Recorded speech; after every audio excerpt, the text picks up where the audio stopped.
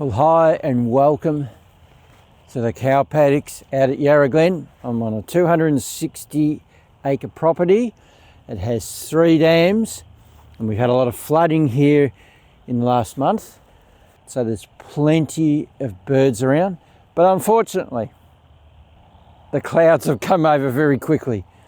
On my way here, it was just a beautiful sunny morning and now it's gone. So I won't be taking any photographs today, but I thought I'd talk about how I go about photographing out in the open like this. Now, because there's hardly any trees around, I'm very exposed to the birds that are going to be coming past me. They're going to see me really easy. I'll stick out like a sore thumb. If I see some birds coming and I haven't got time to shoot into any cover or anything, I'm going to have to hit the deck, get my arse wet, and hopefully they don't notice me until they're up really close. That'll give me a good chance then of being able to get a good shot without them veering away from me. The next one is if I see them early enough, like they've given me some warning, doing a bit of a quack if it's ducks or whatever bird it is and makes a bit of a racket, and I can react quick enough. These hay bales over here will be really good cover.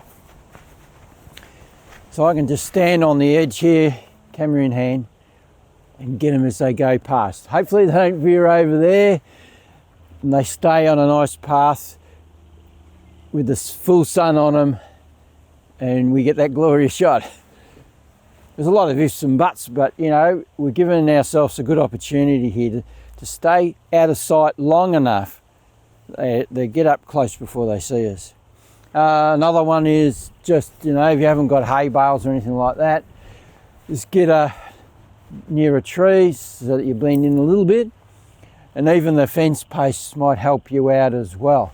It can help out break your body shape up a little bit and not be quite as obvious. I will say that ducks will give you a bit of notice. You hear them quacking to each other, and the same with some of the cranes will do it as well. So give you a bit of a notification that they're coming, and then you can deal with it.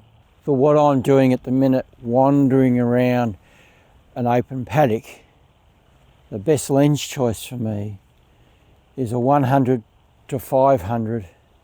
And that would be the RF lens for the R6 because of its versatility. 500mm, still a really good range. Something that's 30 metres away to maybe even 40 is still going to be really detailed as long as we've got it in with nice sunlight on it, a good exposure. It's going to work the best because if something's up closer, we've got that versatility of the lens going back to 100mm. So for me, that is the best choice of lens in an environment like this for wandering around. It's not heavy and we have that versatility with it being able to zoom in and out. But that's the best bit of advice I could say to you is keep it light, keep it versatile. You can capture some beautiful things that you won't get with a big, huge, heavy lens that you need to be on a tripod. But unfortunately for me, I'm stuck with what I've got, which is a 70 to 300mm lens. That was great on the 7D Mark II with its crop factor of 1.6 crop factor, making that lens into a 500mm lens, the equivalent on a full frame. But that's changed now. I've gone back to full frame. That makes that lens, that 70 to 300mm lens, in this environment, friggin' useless. Its best distance away, your subject would be 15 metres. After that, the quality starts to drop off. It's not as sharp, and the image quality itself starts to degrade a little bit. So out here, you're looking at most of the opportunities are going to be 20 to 30 metres away to 40. So it just doesn't cut it. I'm stuck with it until I can somehow find some money to buy those very expensive RF lenses, that 100 to 500. It'd be the perfect partner for the R6, that is for sure. So I was standing right here a couple of days ago, a beautiful sunny day, and I had a little bit of time to spend down here. And whistling kite flew over the trees here. It didn't see me at first, and it was about 30 metres away, which is pretty close. It's not very often you get that. And behind him was a magpie lark. So I managed to get a good shot. But yeah, you can just have them suddenly appear onto you. They don't see you at first, and you can get something really good. So this handsome looking beast is Q11, and as you can see, he's a ferocious bull. We're good friends, aren't we, mate? Yeah. He's Pussycat. Now, as we're approaching ponds like this one, very open, the birds are going to see me really easily.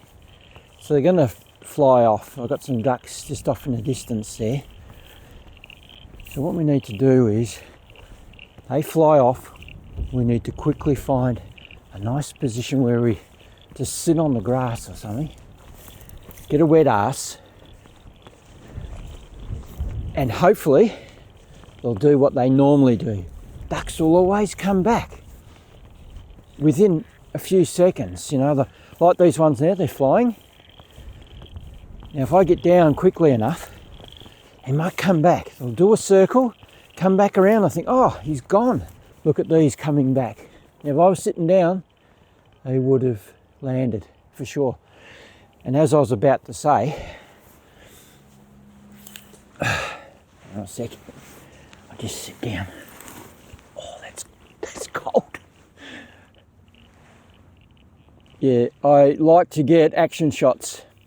So for me, birds landing and especially taking off, they look fantastic.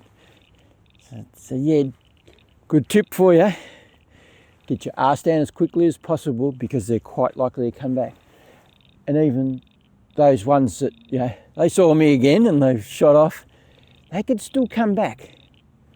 So I'm just sitting on this grass, got a lot of nice grass around me.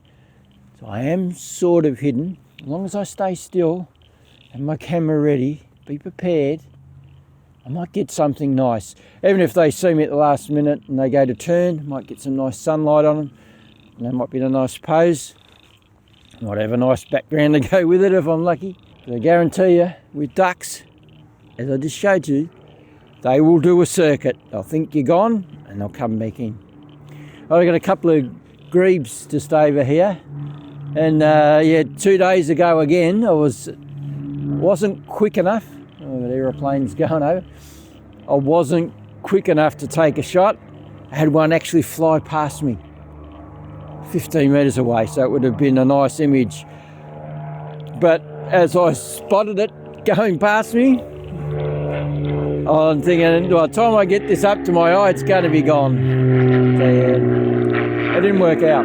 I've got something really neat that I like to use. Leave it out in the paddock here for when I get the time to come down. It is a bucket. So what are we going to do with this bucket? Let me show you.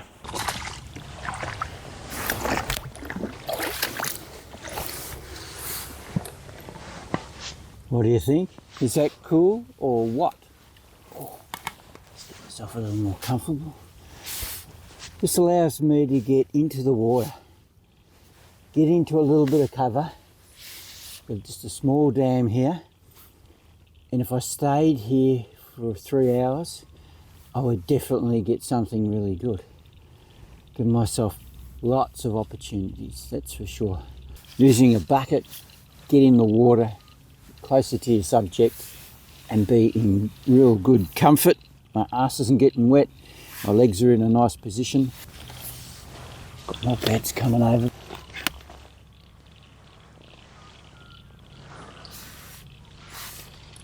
There you go. Alright, so I got a shot already. Ducks. They're coming in.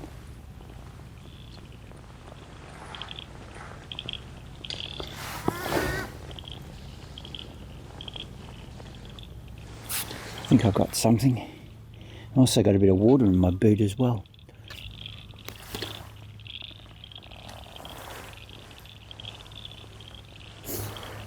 This is the last dam and it's the biggest, and as you walk down to it, oh, there's a fox in the distance there. Cheeky little bugger. As you come down, very exposed. They see you coming from a mile away. They got sharp eyes of these water birds, and they're instantly off. So the quicker we can get our bucket down and hide behind like that big tuffet of grass seed, skip beside it, we might get them coming back. And what normally happens is they like to come from that way, so we can get them landing. Hopefully they come up far enough and they land just close to me here, having this shitty 300 lens, 70 to 300 millimeter lens. They've got to be up close for me to, you know, get something nice in focus, a nice image. Alright, so there are a lot of issues here with focusing, because once the birds go to take off and we're trying to track them, trying to get some shots of them with their wings in the right position, that tree line there will confuse the focusing system, because the subject, most of them, are going to blend in pretty well. So the focusing will drop off. It won't know what the hell you want unless you use a one focus point and get it on the subject. Might be able to get a shot then, get it nicely composed. But really we need them to rise up as quickly as possible if that's going to be the case, and get up in that area there, get some nice light on them. The camera will understand what we want to focus on, and we can go back to using our active focus points. Action shots of the birds fighting with each other or something, you know, that's what I'd be looking at anyway. Just of them floating on the water feeding, not my scene, man. It's been done a million times. It's not what I'm after. I want action. Well, it's another glorious day. Beautiful sunny day outside of this fog. The sun's up now. It's about 8:30. There's a balloon very close to me here, so it will be a beautiful day. Awesome day for taking photographs of birds in flight. I've got to wait for this fog to burn off. Now it looks like it might be gone in an hour, but a lot of times in this area it can hang around till 11 o'clock. Anyway, seeing as how I've got to waste a bit of time, I'm not going to be able to take photographs of birds in flight or I'm on the pond here because the fog's too thick and it doesn't work. They look out of focus, the subjects anyway, so the balloons are very close. You can hear them. Yeah, so we'll talk about how I set my camera up to be able to photograph birds in flight. Because we have a difference in exposure from the tree line up to the sky, it's not a lot, but it's enough that I don't want to be mucking around with my aperture as I'm, you know, something comes flying at me very quickly and I've got to react quickly.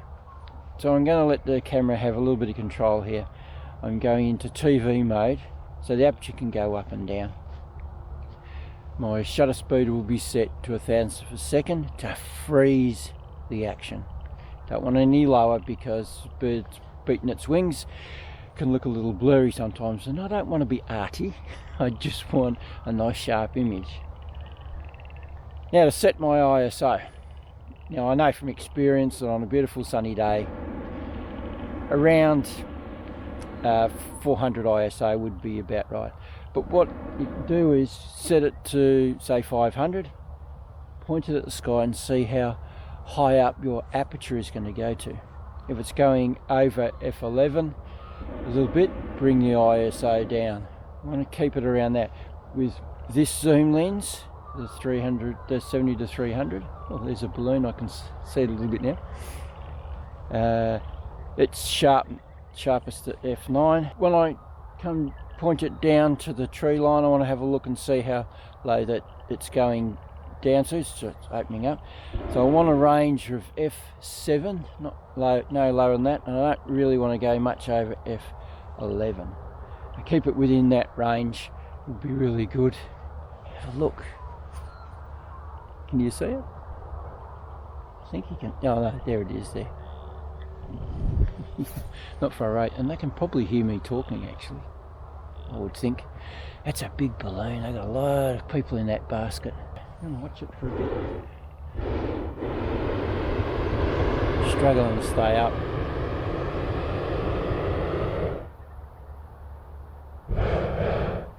It's going to land.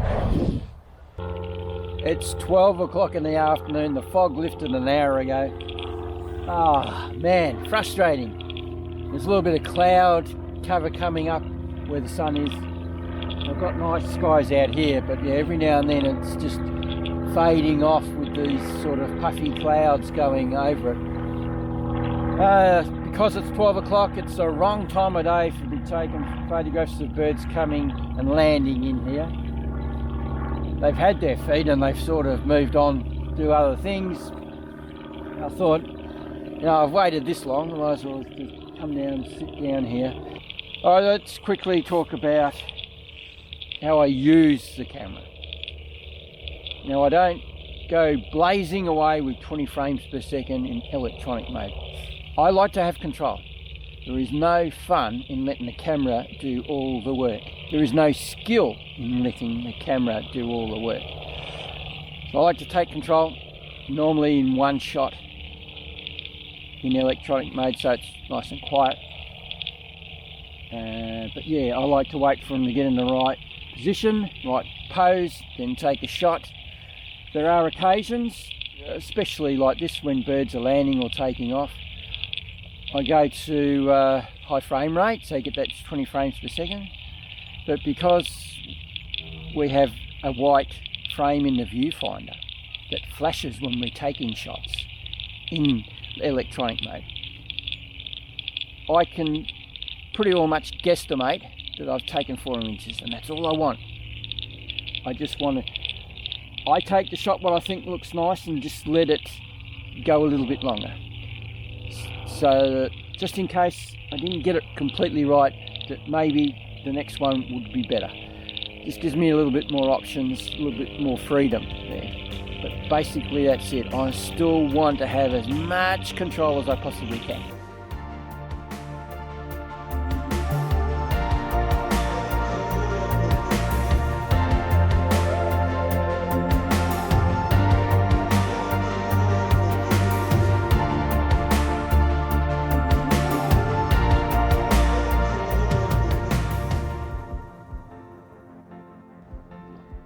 Another beautiful morning out on the cow paddocks. The breeze is come and blown away, very thick fog. It's 8:30, so yeah, it's much better. I'll be able to get birds in flight now. Sun's really breaking through nicely. Yeah, it's so cold I've got to wear this mask to keep my face warm. It's icy as, bro. 1 degree at the minute. Right, so yesterday managed to get a couple of nice shots there. Some of them I've had to heavily crop though, because they're a bit far away. Wedge-tail eagle, oh man, it's not very often you get them flying past. They do have a nest over the other side of the Yarra there somewhere, so I do see them every now and then, but never when I'm able to come down here with a camera in my hand. It was pretty far away, and it was carrying a fish that it caught. So I've had to heavily crop that one. Half reasonable shot. Then the whistling kites come circling over top of me, and I managed to get some nice close-up shots of them, so they're reasonably sharp, nice images. And it went always with blue skies. It's very boring, so I was lucky there's some whispery clouds in the background. And this particular shot here, I really love that one. It's my favourite image for this video. I change it to black and white because do that every now and then. You can just see that some images will benefit from it. Yeah, just a bit more arty and yeah, I just think it lends itself to black and white really well, that one. So that's my favourite one. Those whispery clouds background, they make a big difference. I have stuffed up 5 times now. I'm just not wary enough of what's going on around me for some reason. And had them come from that way, and they were going to land, and I saw them at last minute and moved too quickly to get the camera up to my face, and they flew off. And that's just been happening from either way. But now the wind has changed, or the breeze, and it's blowing all the fog back at me. It's now going dark and horrible, and I'm running out of time, so I think we might have to call it quits here. I might splash some images up on the screen at the end of this video if I see something on the way home, but you know, it's pea soup again. I haven't been doing many videos for YouTube, and that's because of my documentary. I have mentioned this before, for those of you who don't know. I'm heavily involved in my documentary, so all my efforts are going into there. I don't want to overpressure myself. It's too dark anyway, they wouldn't have come out. Overpressure myself, yeah, doing too many things. So the documentary comes first, YouTube comes second or third. So I just putting them out every now and then, give you something like this. Yeah, waffling.